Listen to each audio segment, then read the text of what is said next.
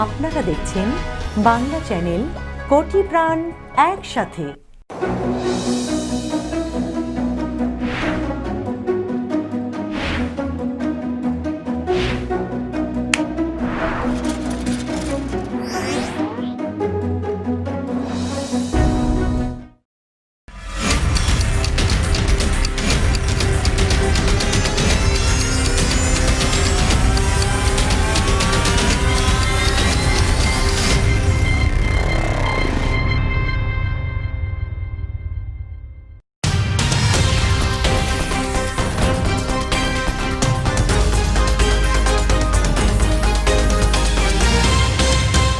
এখন দেখবেন বাংলা সংবাদ সৌজন্যে New Haque and Sons, mega homes realty, Rupashi Bangla .us, Khamarbari, attorney Moin Chowdhury law firm PC এবং নিউ ইয়র্ক ইন্স্যুরেন্স ব্রোকারেজ। প্রিয় দর্শক, স্বাগত জানাচ্ছি বাংলা চ্যানেল সংবাদে। করোনা ভাইরাস মহামারীতে বিপর্যস্ত বিশ্ব, প্রতিদিনই বাড়ছে আক্রান্ত ও মৃত্যুর ঘটনা। মহামারীকালের সাবান দিয়ে 20 সেকেন্ড সময় ধরে হাত ধোয়া, প্রয়োজনে হ্যান্ড স্যানিটাইজার ব্যবহার করার অভ্যেস আপনাকে সুরক্ষিত রাখতে পারে। শুরু করছি আজকের বাংলা চ্যানেল সংবাদ। আপনাদের সঙ্গে আছি আমি সাইফুল রুদ্র। শুরুতে শিরোনাম। শেষ মুহূর্তে জমে উঠেছে যুক্তরাষ্ট্রের নির্বাচনী প্রচার। ব্যাটল গ্রাউন্ড স্টেটে জিততে মরিয়া হয়ে ছুটছেন ট্রাম্প বাইডেন। যুক্তরাষ্ট্রে আগাম ভোট পড়েছে 1 কোটির বেশি, রেকর্ড ভোটের সম্ভাবনা। ইলেকটোরাল ভোটেও জিতবেন বাইডেন, বলছে নতুন জরিপ। করোনায় আক্রান্ত হবে পৃথিবী, ভুগবেন যুক্তরাষ্ট্রের প্রেসিডেন্টও। 24 বছর আগেই সতর্ক করেছিলেন বুলগেরিয়ার অন্ধ সাধু। জলবায়ু পরিবর্তন, প্রাকৃতিক দুর্যোগ, খরা ও মহামারীতে বসবাস অযোগ্য নরকে পরিণত হচ্ছে বিশ্ব, বলছে জাতিসংঘ। এবং লাদাখ তো বটেই, অরুণাচল প্রদেশেরও দাবি ছাড়বে না চীন। এসব অঞ্চলে ভারতের কেন্দ্রশাসন বেআইনি বলে ঘোষণা, আবার বাড়ছে উত্তেজনা। শিরোনাম শুনছিলেন, এবার বিস্তারিত। শুরুতেই যুক্তরাষ্ট্রের আসন্ন প্রেসিডেন্ট নির্বাচন প্রসঙ্গ। যুক্তরাষ্ট্রের নির্বাচন ঘনিয়ে আসার সঙ্গে সঙ্গে মরিয়া হয়ে উঠেছেন দুই প্রেসিডেন্ট প্রার্থী ডোনাল্ড ট্রাম্প ও জো বাইডেন। শেষ মুহূর্তে তারা ছুটছেন জয় পরাজয় নির্ধারণকারী ব্যাটল গ্রাউন্ড হিসেবে চিহ্নিত স্টেটগুলোতে। মঙ্গলবার ট্রাম্প ছুটে যান পেনসিলভানিয়ায়, আর বাইডেন সমাবেশ করেন ফ্লোরিডায়। বিস্তারিত দেখুন রিপোর্টে। করোনা ভাইরাস থেকে সুস্থ হতে না হতেই আরও আগ্রাসী হয়ে উঠেছেন প্রেসিডেন্ট ট্রাম্প। সোমবার ব্যাটল গ্রাউন্ড ফ্লোরিডায় সমাবেশের পরদিনই ছুটেছেন পেনসিলভেনিয়ায়। দুটো সমাবেশের কোনোটিতেই স্বাস্থ্যবিধির বালাই ছিল না। প্রেসিডেন্ট ট্রাম্পও মাস্ক খুলে বারবার উড়ন্ত চুমু ছুড়েছেন সমর্থকদের দিকে। অন্যদিকে ট্রাম্পের নির্বাচনী সমাবেশের পরদিনই ফ্লোরিডায় হাজির হয়ে প্রেসিডেন্টের কড়া সমালোচনা করেছেন জো বাইডেন। সবকিছু মিলে শেষ মুহূর্তের ভোটের উত্তাপটা ছড়াচ্ছে বেশ ভালোভাবেই। Everybody knows who Donald Trump is. People don't know who we are. One of the most important issues for Pennsylvania is the survival of your fracking industry. Corona ভাইরাসের ধাক্কা কাটিয়ে উৎফুল্ল প্রেসিডেন্ট ট্রাম্প মঙ্গলবার পেনসিলভেনিয়ার জোনসটাউনে বিশাল নির্বাচনী সমাবেশে উপস্থিত হন। তিনি সেখানে শহরতলির নারী ভোটারদের দৃষ্টি আকর্ষণের চেষ্টা করে বলেন, আপনারা নিশ্চয়ই আমাকে ভালোবাসেন এবং পছন্দ করেন। And somebody said, I don't know if the suburban woman likes you. I say, why? But we had this. I love you too. Trump ভোটারদের কাছে নিজেকে যুক্তরাষ্ট্রের ত্রাণকর্তা হিসেবে উল্লেখ করেন এবং বলেন তিনি শক্ত হাতে চীনা ভাইরাসকে পরাজিত করে অর্থনীতি সচল রেখেছেন। ফ্লোরিডার সমাবেশের মতো হাস্যরসের সৃষ্টি করে তিনি কৌতুকও করেন। ট্রাম্প বলেন, এখানে উপস্থিত সুন্দরী নারী ও পুরুষদের চুম্বন করার পক্ষে আমি এখন যথেষ্ট স্বাস্থ্যবান, কারণ চিকিৎসকরা বলেছে আমি চীনা ভাইরাসের বিরুদ্ধে বিজয়ী হয়েছি। আমি নেমে এসে সবাইকে চুমু খেতে চাই। I ask you to do me a favor. Suburban women, will you please like me? Remember? Please. Please. President Trump ওই সমাবেশে শহরতলির বাসিন্দাদের জন্য ভবিষ্যতে স্বল্প খরচের আবাসন নির্মাণেরও অঙ্গীকার করেন। এ সময় তিনি নিজের গুণগান গেয়ে তার শাসনকালের বিভিন্ন সাফল্য তুলে ধরেন এবং প্রতিপক্ষ জো বাইডেনকে তুলোধুনো করেন। Joe Biden has repeatedly pledged to abolish fracking. He's a liar, okay? He's a liar. এদিকে ট্রাম্পের সফরের পরদিনই সমর্থকদের চাঙা করতে ফ্লোরিডায় সমাবেশ করেন ডেমোক্র্যাট প্রার্থী জো বাইডেন। তিনি বলেন, প্রেসিডেন্ট ডোনাল্ড ট্রাম্প লক্ষ্যহীনভাবে করোনা ভাইরাসের নিয়ন্ত্রণ করতে চেয়েছেন, যার ফল ভোগ করছে আমেরিকানরা। বাইডেন বলেন, ট্রাম্প করোনার মতো মহামারীকে মোকাবেলা করতে ব্যর্থ হয়েছে, তাকে ত্যাগ করা উচিত। Because Donald Trump is simple. Not a joke. You're expendable. Mehrun বিনতে Ferdous, Bangla channel, news You're desk. virtually nobody. আসন্ন প্রেসিডেন্ট নির্বাচনে জয়ের সম্ভাবনা ক্রমেই বাড়ছে ডেমোক্রেটিক দলের প্রার্থী জো বাইডেনের। ব্রিটিশ সাময়িকী দ্য ইকোনমিস্টের পূর্বাভাস অনুযায়ী ৩রা নভেম্বর অনুষ্ঠেয় নির্বাচনে জো বাইডেনের ইলেকটোরাল কলেজ জয়ের সম্ভাবনা ৯১%। দ্য ইকোনমিস্টের পূর্বাভাস অনুযায়ী আসন্ন নির্বাচনে ইলেকটোরাল কলেজে জয়ের সম্ভাবনার দিকে ডোনাল্ড ট্রাম্প থেকে বহু দূর এগিয়ে রয়েছেন জো বাইডেন। বিপরীতে ট্রাম্পের সম্ভাবনা রয়েছে মাত্র ৯%। একই সঙ্গে মোট ভোটে বাইডেনের সংখ্যা গরিষ্ঠতা পাওয়ার সম্ভাবনা ৯৯%। যুক্তরাষ্ট্রের প্রেসিডেন্ট নির্বাচনে ইলেকটোরাল কলেজ সবচেয়ে গুরুত্বপূর্ণ। প্রেসিডেন্ট হতে একজন প্রার্থীর মোট ৫৩৮টি ইলেকটোরাল কলেজের মধ্যে ২৭০টির ভোট প্রয়োজন। যুক্তরাষ্ট্রের আসন্ন প্রেসিডেন্ট নির্বাচনে এবার রেকর্ড সংখ্যক ভোট পড়তে পারে বলে মনে করা হচ্ছে। ১ কোটির বেশি ভোটার আগাম ভোট দিয়েছেন। বার্তা সংস্থা রয়টার্স জানিয়েছে সোমবার রাত পর্যন্ত মোট ভোট পড়েছে ১,৪,০০,০০০। ২০১৬ সালের প্রেসিডেন্ট নির্বাচনে প্রদত্ত আগাম ভোটের প্রবণতার তুলনায় এই সংখ্যা অনেক বেশি। ২০১৬ সালের একই সময়ের সঙ্গে তুলনা করে দেখা গেছে এবার ২০% বেশি আগাম ভোট পড়েছে।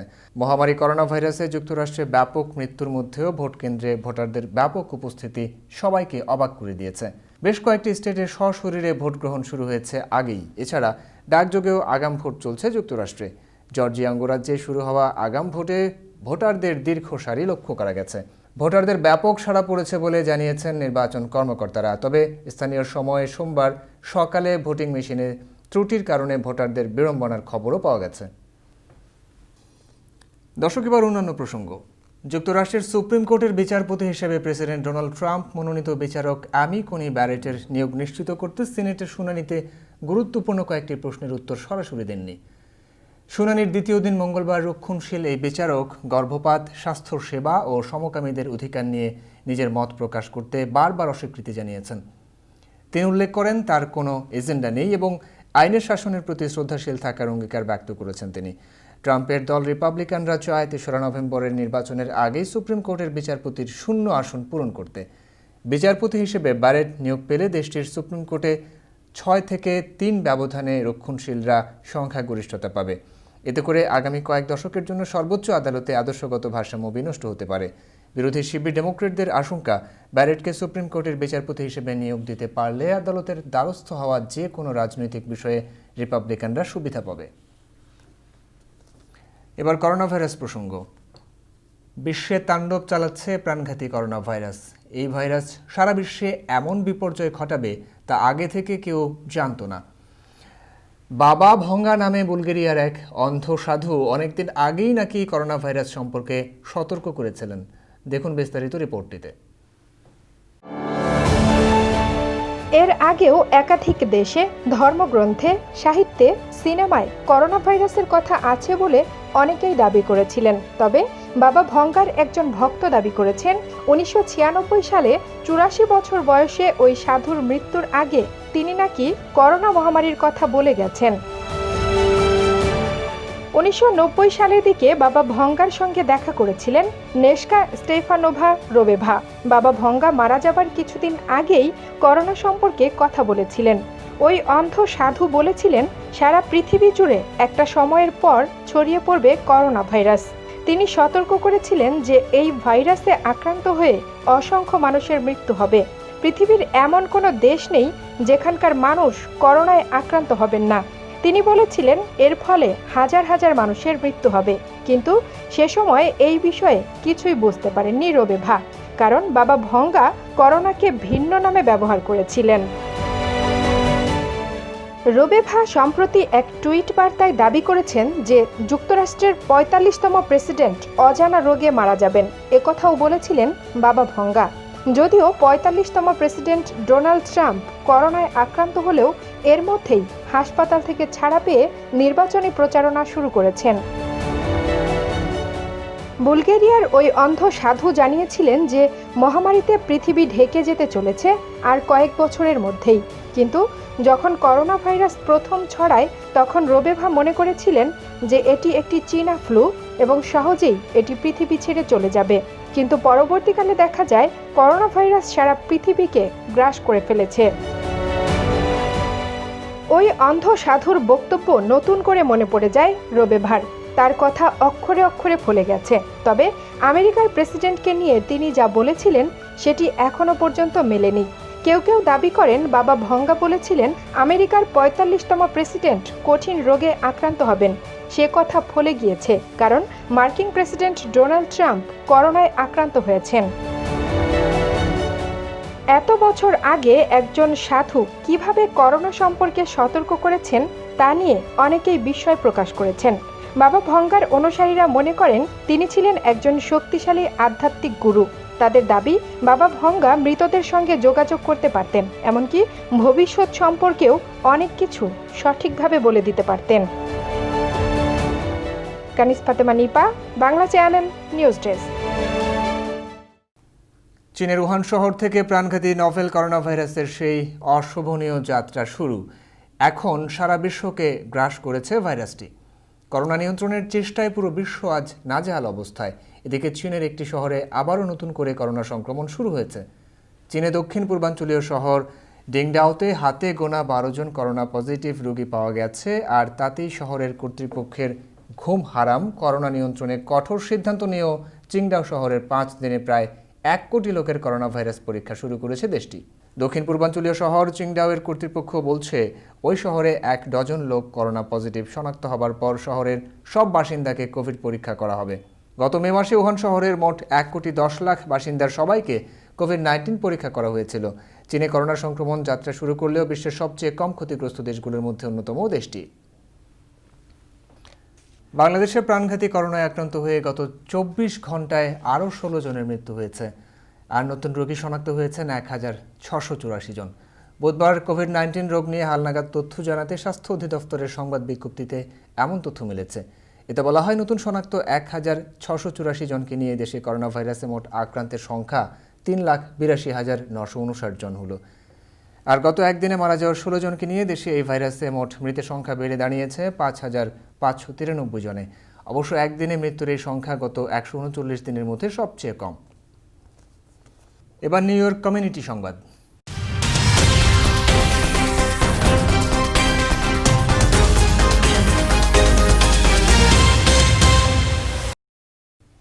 মানবাধিকার স্বেচ্ছাসেবী সংস্থা হিউম্যান সাপোর্ট কর্পোরেশনের আয়োজনে নিউ ইয়র্কে সম্পন্ন হলো বিনামূল্যে টিকাদান কর্মসূচি।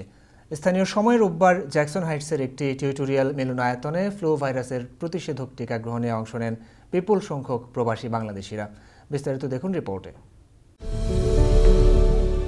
যুক্তরাষ্ট্রে ফ্লু মৌসুম আসন্ন। কোভিড-১৯ মহামারীর সঙ্গে সাধারণ ফ্লু ভাইরাস মিলে তৈরি করেছে নতুন টুইনডেমিক আশঙ্কা। এ পরিস্থিতিতে নিউ ইয়র্কে হেলথ ইন্স্যুরেন্স ও কাগজপত্রহীন প্রবাসীদের পাশে দাঁড়িয়েছে হিউম্যান সাপোর্ট কর্পোরেশন। আয়োজকরা তাদের ৮ বছরের সেবা কার্যক্রমের পথ পরিক্রমার নানান দিক তুলে ধরে বক্তব্য দেন। এই ফ্লু ভ্যাকসিন নেওয়াটা আমাদের জন্য বিশেষ প্রয়োজন, কারণ এই যারা ফ্লু ভ্যাকসিন নেবে তাদের ইমিউনাইজেশন সিস্টেমটা একটু ডেভেলপ হয়। সবাইকে বিনীতভাবে অনুরোধ জানাবো, সিটিতে করোনা আবার বৃদ্ধি পাচ্ছে, কোভিড-১৯ বৃদ্ধি পাচ্ছে।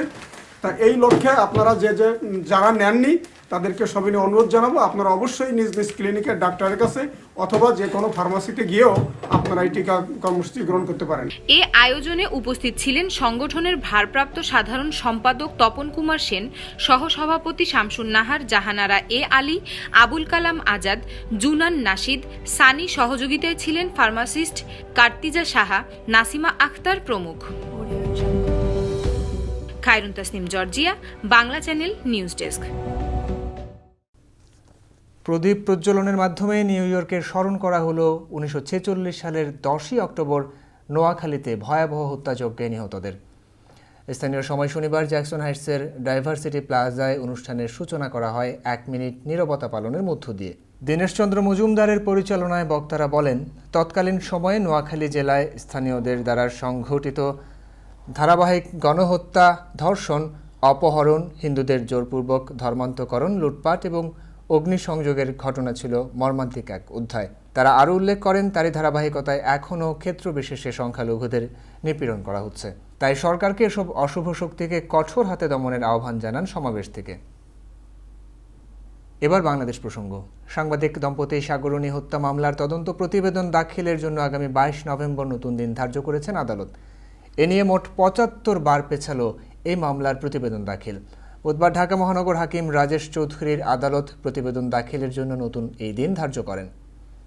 এদিন মামলার তদন্ত প্রতিবেদন দাখিলের জন্য ধার্য ছিল, কিন্তু মামলার তদন্ত সংস্থা র্যাব প্রতিবেদন দাখিল করেনি। এজন্য আদালত নতুন এই দিন ধার্য করেছেন। 2012 সালের 11 ফেব্রুয়ারি মাছরাঙা টেলিভিশনের বার্তা সম্পাদক সাগর সরোয়ার ও এটিএন বাংলার জ্যেষ্ঠ প্রতিবেদক মেহেরুন রুনিকে হত্যা করা হয়। এরপর নিহত রুনির ভাই নওশের আলম রোমান শেরেবাংলানগর থানায় একটি হত্যা মামলা দায়ের করেন। নিচে ছোট্ট একটি বিরতি, ফিরে এসে থাকছে। জলবায়ু পরিবর্তন, প্রাকৃতিক দুর্যোগ, খরা ও মহামারীতে বসবাস অযোগ্য নরকে পরিণত হচ্ছে বিশ্ব, বলছে জাতিসংঘ। এবং লাদাখ তো বটেই, অরুণাচল প্রদেশেরও দাবি ছাড়বে না চীন। এসব অঞ্চলে ভারতের কেন্দ্রশাসন বেআইনি বলে ঘোষণা। আবার বাড়ছে উত্তেজনা।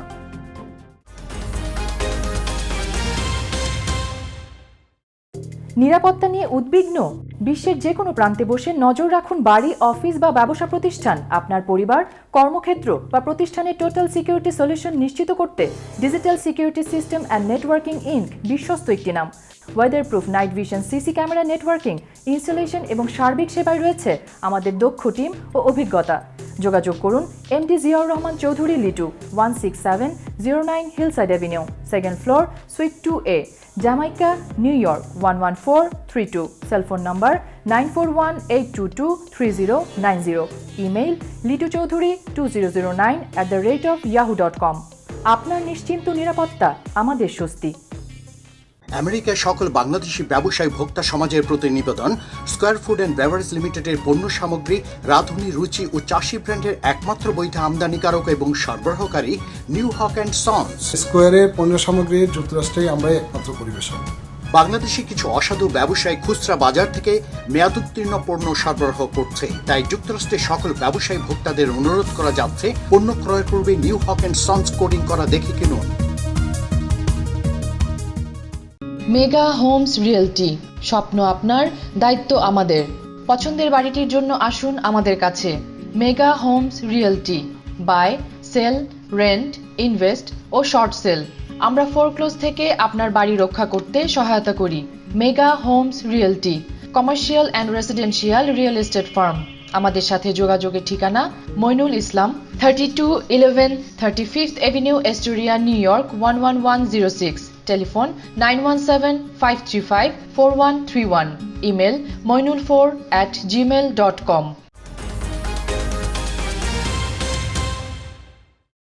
আবারও স্বাগত বাংলা চ্যানেল সংবাদে। এবার আন্তর্জাতিক প্রসঙ্গ।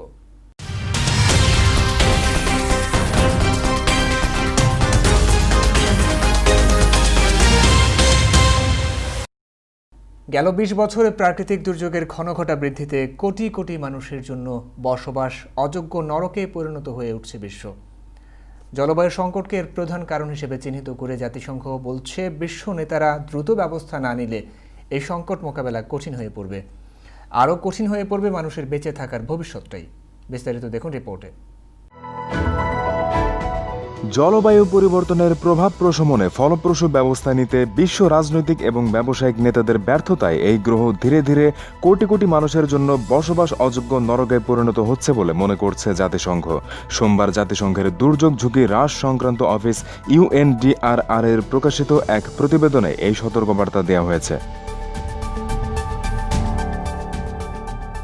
UNDRR বলছে, 10 লাখের বেশি মানুষের প্রাণ কেড়ে নেওয়া করোনা ভাইরাসও দেশে দেশে মৃত্যুর ঢেউ থামাতে না পারা ক্ষমতাসীনদের সামগ্রিক ব্যর্থতার মুখোশ উন্মোচন করেছে। বিশেষজ্ঞরা বারবার সতর্ক করে দিলেও মহামারী মোকাবেলায় দেশগুলো কার্যকর ব্যবস্থা নিতে না পারায় বিশ্বজুড়ে 3,70,00,000-এর বেশি মানুষ ভাইরাসে আক্রান্ত হয়ে ধুঁকছেন। সংস্থাটি বলছে, শুধুমাত্র 2000 থেকে 2019 সাল পর্যন্ত ভূমিকম্প, সুনামি এবং হারিকেন সহ বড় ধরনের 7,348টি প্রাকৃতিক দুর্যোগের মুখোমুখি হয়েছে বিশ্ব। এতে বিশ্বজুড়ে প্রাণ গেছে 12 লাখের বেশি মানুষের এবং ক্ষতিগ্রস্ত হয়েছেন 420 কোটি মানুষ। শুধু তাই নয়, প্রাকৃতিক দুর্যোগের বারবারন্তে বিশ্ব অর্থনীতির ক্ষতি হয়েছে $2.97 trillion. The human cost of disasters 2009 থেকে 2019 শিরোনামের এই প্রতিবেদনে জাতিসংঘ বলছে বিশ্বজুড়ে প্রাকৃতিক দুর্যোগ বৃদ্ধির এই রেকর্ড 1980 থেকে 1999 সালের চেয়ে প্রায় দ্বিগুণ। ওই সময় বিশ্ব 4212টি প্রাকৃতিক দুর্যোগের মুখোমুখি হয়। Epidemiology of disasters emergency events ডেটাবেজের সেন্টার ফর রিসার্চের তথ্য অনুযায়ী প্রাকৃতিক কোনো দুর্যোগে কমপক্ষে 10 জন কিংবা তার বেশি মানুষের প্রাণহানি এবং 100 অথবা ততোধিক মানুষ ক্ষতিগ্রস্ত, রাষ্ট্রীয় জরুরি অবস্থা জারি অথবা আন্তর্জাতিক সহায়তা চাওয়া হলে সেটিকে প্রাকৃতিক দুর্যোগ হিসেবে ধরে নেওয়া হয়। Over the last 20 years we've recorded over 3,000 more extreme weather events than happened in the previous 20 years. And of course, that's just not sustainable if it continues again for the next 20 years to double. গত 20 বছরে ঘটে যাওয়া দুর্যোগের বেশিরভাগই জলবায়ুর সঙ্গে সংশ্লিষ্ট। গবেষকরা বলছেন 80-র দশকের তুলনায় গত 2 দশকে বন্যা, ঝড়, খরা, তাপদাহ, হারিকেন এবং দাবানল অত্যাধিক বেড়েছে। প্রাকৃতিক দুর্যোগ বৃদ্ধির কারণে বৈশ্বিক তাপমাত্রাও লাগামহীন হয়ে পড়েছে। বিজ্ঞানীরা বলছেন এর ফলে চরম বৈরী আবহাওয়া এবং প্রাকৃতিক দুর্যোগগুলো বারবার ফিরে আসছে।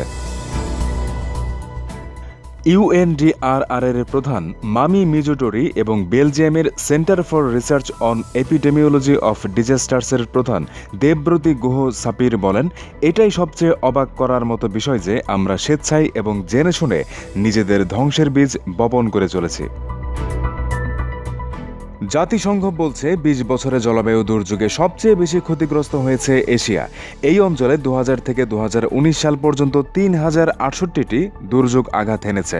এরপরই আছে আমেরিকা। এই অঞ্চল দেখেছে 1756টি এবং আফ্রিকা 1192টি দুর্যোগ। বিশ্বে গত 2 দশকে দুর্যোগে সবচেয়ে বেশি ক্ষতিগ্রস্ত হয়েছে চীন। দেশটি 500 বার প্রাকৃতিক দুর্যোগের মুখোমুখি হয়েছে। এরপর আছে যুক্তরাষ্ট্র, যা 467 বার দুর্যোগ দেখেছে। এই সময়ের সবচেয়ে বড় দুর্যোগ হিসেবে দেখা হয় 2004 সালের ভারত মহাসাগরের সুনামি, 2008 সালের মিয়ানমারে আঘাত হানা ঘূর্ণিঝড় নার্গিস এবং 2010 সালের হাইতির ভূমিকম্পকে। এসব দুর্যোগের প্রত্যেকটির আঘাতে গড়ে 1 লাখের বেশি করে মানুষের প্রাণহানি ঘটেছে। Abu zonal Gifari, Bangla channel, news desk. চীনকে চাপে ফেলতে তাইওয়ানের কাছে 3টি অত্যাধুনিক অস্ত্র বিক্রি করবে যুক্তরাষ্ট্র। এই চুক্তি অনুমোদনের জন্য কংগ্রেসকে একটি অনানুষ্ঠানিক বিজ্ঞপ্তি পাঠানো হয়েছে। অস্ত্রগুলো হচ্ছে বিমান থেকে ভূমিতে নিক্ষেপযোগ্য ক্রুজ ক্ষেপণাস্ত্র, F-16 জঙ্গি বিমানের এক্সটার্নাল সেন্সর পড এবং দূরপাল্লার রকেট আর্টিলারি ব্যবস্থা, যা দিয়ে 190 মাইল দূরের লক্ষ্যবস্তুতে আঘাত হানা যায়। বিশ্লেষকরা বলছেন 3রা নভেম্বর অনুষ্ঠিত হতে যাওয়া প্রেসিডেন্ট নির্বাচনের আগে চীনকে ক্ষুব্ধ করে তুলতেই এই উদ্যোগ নিয়েছে ট্রাম্প প্রশাসন। তাইওয়ান নিজেদের স্বাধীন রাষ্ট্র মনে করলেও চীন এখনও তাদের স্বাধীনতা মেনে নেয়নি এবং গায়ের জোরে তাইওয়ানে হস্তক্ষেপ চালিয়ে আসছে। মানবাধিকার লঙ্ঘনের অভিযোগে সৌদি আরবকে জাতিসংঘ মানবাধিকার পরিষদের আসন দেওয়া হয়নি। সৌদি আরব মারাত্মক রকমের মানবাধিকার লঙ্ঘন করে এমন অভিযোগে আন্তর্জাতিক মানবাধিকার সংস্থা দেশটিকে জাতিসংঘ মানবাধিকার পরিষদের আসন না দেওয়ার জন্য আহ্বান জানায়। এরপরে সৌদি আরবের আবেদন প্রত্যাখ্যান করা হলো। গত বৃহস্পতিবার হিউম্যান রাইটস ওয়াচ বলেছিল সৌদি আরবের পক্ষ থেকে ব্যাপকভাবে মানবাধিকার লঙ্ঘন করা হয় এবং মানবাধিকার কর্মী ও দেশটির রাজনৈতিক ভিন্ন মতাবলম্বীদের বিরুদ্ধে মারাত্মক দমন পীড়ন চালানো হয়। 2015 সালের 26 মার্চ থেকে সৌদি আরব ইয়েমেনে সামরিক আগ্রাসন চালাচ্ছে এবং তাতে এ পর্যন্ত 7200 শিশু নিহত কিংবা আহত হয়েছে। এই প্রসঙ্গটি উল্লেখ করে হিউম্যান রাইটস ওয়াচের জাতিসংঘ বিষয়ক পরিচালক লোয়েস চার্বনিও বলেছেন, শিশু হত্যাকারীরা মানবাধিকার পরিষদের সদস্য হতে পারে না।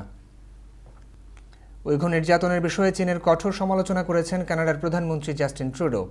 চীন কানাডা কূটনৈতিক সম্পর্কের 50তম বার্ষিকীতে মঙ্গলবার হংকংয়ে দমন নীতি এবং উইঘুর মুসলিমদের আটকে রাখার সমালোচনা করেন তিনি।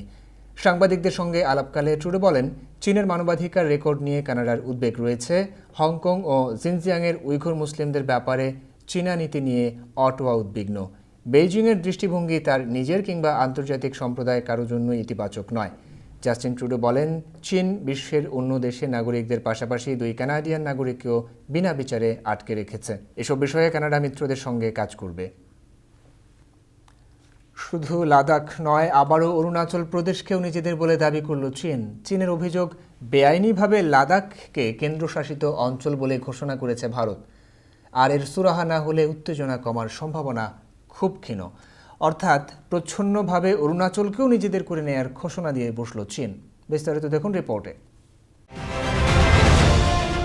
কয়েকদিন আগেই আমেরিকান পররাষ্ট্রমন্ত্রী মাইক পম্পেও এক চাঞ্চল্যকর তথ্য প্রকাশ্যে এনেছেন, যেখানে বলা হয়েছে চীন ভারতের সীমান্তে আগ্রাসন চালাতে ভারী অস্ত্রের পাশাপাশি 60,000 সৈন্য মোতায়েন করেছে। এর ঠিক 3 দিন পরে লাদাখ নিয়ে বড়সড় ঘোষণা দিল চীন। চীনের অভিযোগ, বেআইনিভাবে লাদাখকে কেন্দ্রশাসিত অঞ্চল বলে ঘোষণা করেছে ভারত। চীনের পররাষ্ট্র মন্ত্রণালয়ের মুখপাত্র ঝাও লিজিয়ান জানিয়েছেন, সীমান্ত এলাকায় সামরিক বাহিনীর সুবিধার জন্য ভারত যে পরিকাঠামো উন্নয়ন করছে তার ঘোর বিরোধিতা করছি আমরা। তার অভিযোগ, বেআইনিভাবে লাদাখকে কেন্দ্রশাসিত অঞ্চলে পরিণত করেছে ভারত। চীন একে মানতে নারাজ। অরুণাচল প্রদেশকেও ভারতের অংশ হিসেবে মানবে না চীন। সোমবারই চীন এবং পাকিস্তান সীমান্তে 44টি গুরুত্বপূর্ণ সেতুর উদ্বোধন করেন ভারতের প্রতিরক্ষামন্ত্রী রাজনাথ সিং। ওই সেতুগুলো লাদাখ, জম্মু কাশ্মীর, অরুণাচল প্রদেশ, সিকিম, হিমাচল প্রদেশ, উত্তরাখণ্ড এবং পাঞ্জাবের বিভিন্ন সীমান্ত এলাকায় তৈরি করা হয়েছে। সীমান্ত পরিস্থিতি নিয়ে ওই দিন রাজনাথ বলেন, প্রথমে পাকিস্তান এবং তারপর চীন। মনে হচ্ছে একটা উদ্দেশ্য নিয়ে সীমান্ত সংঘাত বাঁধানো হচ্ছে। সোমবার বৈঠকে বসে ভারত চীন। 7ম রাউন্ডে সামরিক বৈঠকে অচল অবস্থা দূর করার লক্ষ্যে আলোচনা চায় ভারত। তবে চীনের পক্ষ থেকে দখলদারি মনোভাব নিয়েই বৈঠকে বসা হয়েছিল।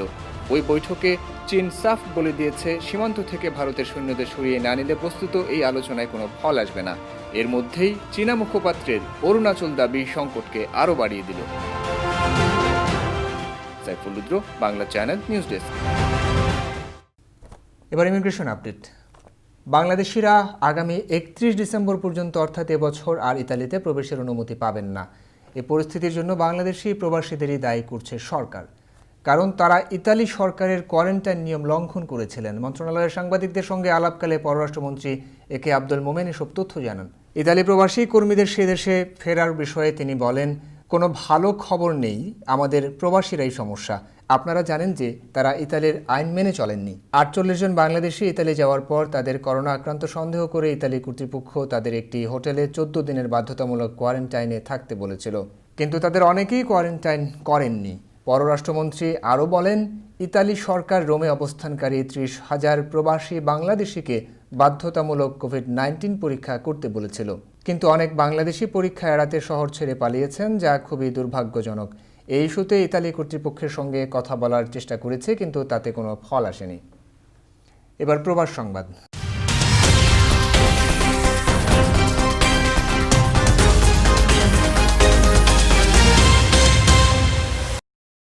ইতালির রোমে নরসিংদী জেলার রায়পুরা উপজেলা সমিতির নবনির্বাচিত কমিটির অভিষেক অনুষ্ঠিত হয়েছে। অনুষ্ঠানে প্রধান অতিথি ছিলেন বাংলাদেশ দূতাবাসের রাষ্ট্রদূত আব্দুস সোবহান শিকদার।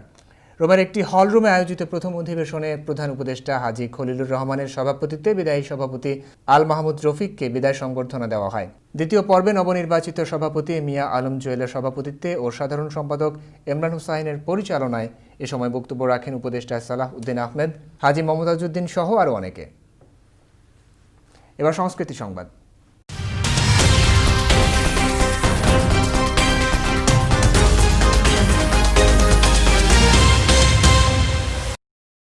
একই বলে কপালের ফের। সোশ্যাল মিডিয়ার কল্যাণে রাতারাতি আকাশে উঠে যাওয়া রানাঘাটের রানু মণ্ডল আবারও নেমে এসেছেন ধরণীতে।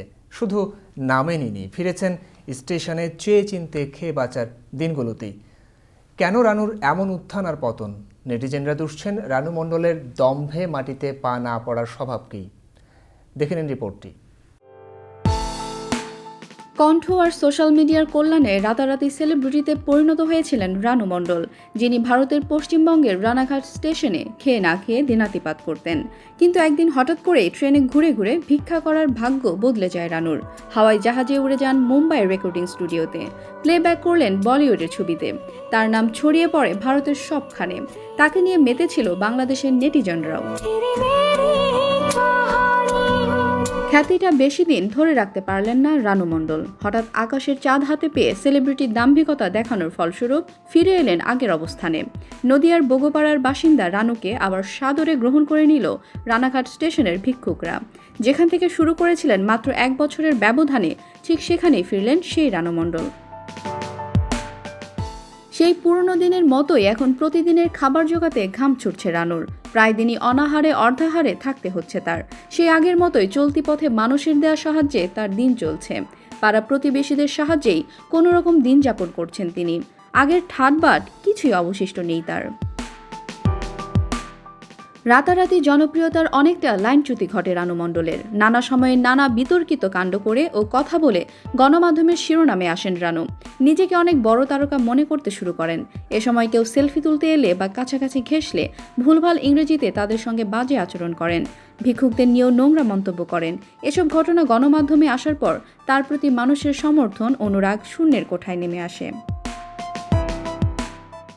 দাম্ভিকতার কারণে একে একে হাতছাড়া হয়ে পড়ে গানেরও শো। যারা বিভিন্ন অনুষ্ঠানে তাকে ডাকছিলেন তারাও দূরত্ব বজায় রাখতে শুরু করেন। ভারতে করোনা পরিস্থিতি বিষয়টি আরও কঠিন হয়ে পড়লে একেবারে কাজহীন হয়ে পড়েন রানু। যে কারণে বেঁচে থাকার তাগিদে আলো ঝলমলে গানের জগৎ থেকে আবার রানু মণ্ডল ফিরে গেলেন রানাঘাটের সেই স্টেশন চত্বরে।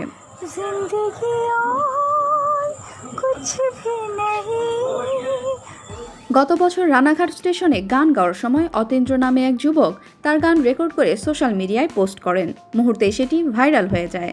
রানুর কণ্ঠে মুগ্ধ হন বলিউডের মিউজিক কম্পোজার ও অভিনেতা হিমেশ রেশমিয়া। তিনি তাকে বলিউডের একটি ছবির গানে কণ্ঠ দেওয়ারও সুযোগ দেন। তমা Chowdhury, Bangla channel, news desk. দর্শক, সংবাদ শেষ করব অনেকের কাছে বহুল প্রতীক্ষিত নতুন আইফোনের খবর দিয়ে। দীর্ঘ প্রতীক্ষার অবসান ঘটিয়ে বাজারে 4টি নতুন মডেলের আইফোনের ঘোষণা দিল অ্যাপল। 4টি মডেলের আইফোনেই 5G নেটওয়ার্ক সমর্থন করবে। 6.1 ইঞ্চি ডিসপ্লেযুক্ত আইফোন 12 এর দাম হবে $799। তবে এবার এই ফোনের একটি মিনি সংস্করণ নিয়ে এসেছে অ্যাপল। বিস্তারিত দেখুন রিপোর্টে। The next generation is here. Today is the beginning of a new era for iPhone. যুক্তরাষ্ট্রের ক্যালিফোর্নিয়ার অ্যাপল পার্ক থেকে ভার্চুয়াল ইভেন্টের মাধ্যমে আইফোন 12 সিরিজের 4টি ডিভাইস উন্মোচন করেছে প্রতিষ্ঠানটি। 5G প্রযুক্তি ব্যবহার করে অ্যাপল আইফোন ছুটবে নিউ ইয়র্ক থেকে লস অ্যাঞ্জেলসে। 5G প্রযুক্তির সবচেয়ে হালফিলের মিলিমিটার ওয়েভ প্রযুক্তির সুবিধা পাবেন যুক্তরাষ্ট্রের আইফোন 12 এর মালিকরা। এই ফোনে সিরামিক শিল্ড থাকবে, ফলে ফোন পড়ে গেলেও ভেঙে যাবে না। কালো, সাদা, লাল ও নীল এই 4 রঙের পাওয়া যাবে আইফোন 12। এতে রয়েছে সুপার রেটিনা, XDR ও LED ডিসপ্লে। আইফোন 12 এর প্রো মডেলে ক্যামেরায় আছে 3টি sensor. IPhone 12 mini, iPhone 12, iPhone 12 pro এবং আইফোন 12 প্রো ম্যাক্সের বাজার মূল্য শুরু হচ্ছে $699, $799, $999 এবং $1099। আইফোন 12 মিনি এবং আইফোন 12 প্রো ম্যাক্সের প্রি অর্ডার শুরু হবে 6 নভেম্বর থেকে। ডিভাইস দুটি বাজারে আসবে 13 নভেম্বর। অন্যদিকে আইফোন 12 এবং আইফোন 12 প্রোর প্রি অর্ডার শুরু হবে 16 অক্টোবর। ডিভাইস দুটি বাজারে আসবে 23 অক্টোবর। এই ফোনে চার্জ দেওয়ার জন্য রয়েছে ম্যাগসেফ ওয়্যারলেস চার্জিং। ফোনটিতে N14 বায়োনিক প্রসেসর এবং 3টি ক্যামেরাই 12 মেগাপিক্সেলের। মঙ্গলবার হোমপড মিনি ডিভাইস উন্মোচনের মধ্য দিয়ে ইভেন্টের শুরু করেন অ্যাপল প্রধান টিম কুক। প্রতিষ্ঠানের আগের হোমপ্যাড স্মার্ট স্পিকারের ছোট সংস্করণ $99 এই ডিভাইসটি। CM Shafiq, Bangla channel, news desk.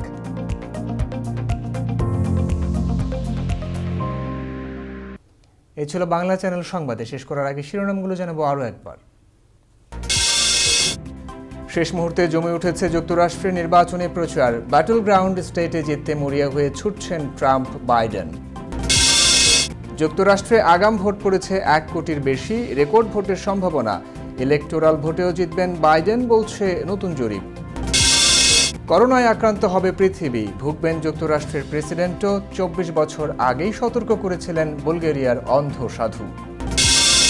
জলবায়ু পরিবর্তন, প্রাকৃতিক দুর্যোগ, খরা ও মহামারীতে বসবাস অযোগ্য নরকে পরিণত হচ্ছে বিশ্ব, বলছে জাতিসংঘ। এবং লাদাখ তো বটেই, অরুণাচল প্রদেশেরও দাবি ছাড়বে না চীন। এসব অঞ্চলে ভারতের কেন্দ্রশাসন বেআইনি বলে ঘোষণা। আবার বাড়ছে উত্তেজনা। দর্শক, নিয়মিত বাংলা চ্যানেল দেখতে চোখ রাখুন ফেসবুক, ইনস্টাগ্রাম, টুইটার ও ইউটিউব চ্যানেলে, অথবা লগ ইন করুন www.banglachannel24.com-এ। করোনা ভাইরাস মহামারীর সময় সুরক্ষিত থাকতে 20 সেকেন্ড সময় ধরে হাত ধোয়ার অভ্যেস চালু রাখুন। প্রয়োজনে হ্যান্ড স্যানিটাইজার ব্যবহার করুন। বাইরে গেলে অবশ্যই নিজের সুরক্ষায় মাস্ক ব্যবহার করুন। সুস্থ থাকুন, ভালো থাকুন, বাংলা চ্যানেলের সঙ্গেই থাকুন। এতক্ষণ দেখলেন বাংলা সংবাদ, সৌজন্যে New Haque and Sons, mega homes realty, রূপসীবাংলা.us, Khamarbari, attorney Moin Chowdhury law firm PC এবং নিউ ইয়র্ক ইন্স্যুরেন্স ব্রোকারেজ। দেশ কিংবা বিদেশ, সারা বিশ্বের খবর জানতে চোখ রাখুন বাংলা চ্যানেলে। শুধু টিভি স্ক্রিনে নয়, চলার পথে সব খবর জানতে কম্পিউটার অথবা স্মার্ট ডিভাইসে লগ ইন করুন banglaChannel24.com। খবর, বিনোদন, খেলাধুলা, বিজ্ঞান, তথ্য প্রযুক্তি, সংস্কৃতি জগতের নানান অনুষ্ঠান, সংবাদ, টক শো সবই আপনার হাতের মুঠোয়। আপনার মোবাইল ফোনে ডাউনলোড করুন Bangla channel app. Bangla channel, কোটি প্রাণ একসাথে।